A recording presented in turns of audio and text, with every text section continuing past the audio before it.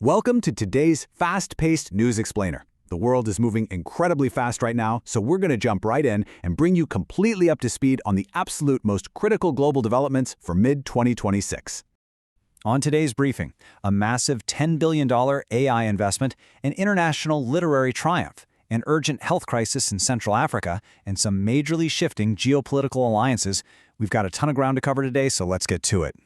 First up at the Global Desk, we are tracking two massive stories that are completely redefining tech and culture on the world stage right now. $10 billion. That's a staggering number, right? Well, tech giant AMD just announced they're injecting over $10 billion directly into Taiwan's artificial intelligence ecosystem. It is a totally colossal move that signals a major shift in global tech infrastructure.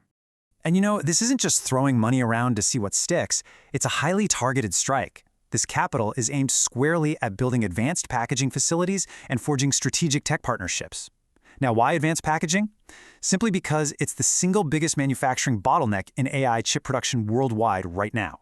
By tackling this head-on, AMD is maneuvering to permanently lock down the future of AI hardware production right there in Taiwan.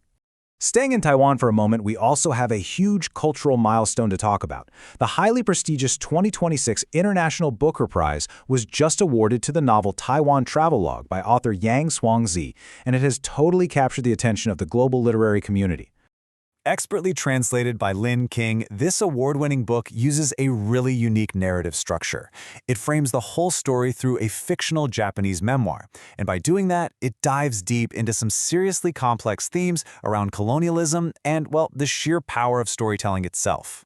Pivoting immediately to the health desk, there's a critical public health emergency unfolding right now in Central Africa that demands our immediate attention.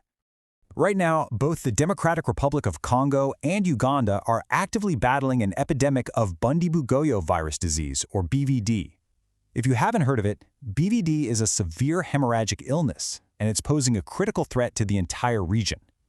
Public health officials are on extremely high alert and are mounting a rapid response as we speak. Moving over to international relations, Indian Prime Minister Narendra Modi just wrapped up a highly impactful and honestly incredibly fast-paced diplomatic tour across multiple continents. This was a really swift five-nation strategic sweep. We're talking the United Arab Emirates in the Middle East and then hopping over to Europe for the Netherlands, Sweden, Norway, and Italy. The primary outcome here, Prime Minister Modi successfully secured significant, wide-ranging investment commitments across the board.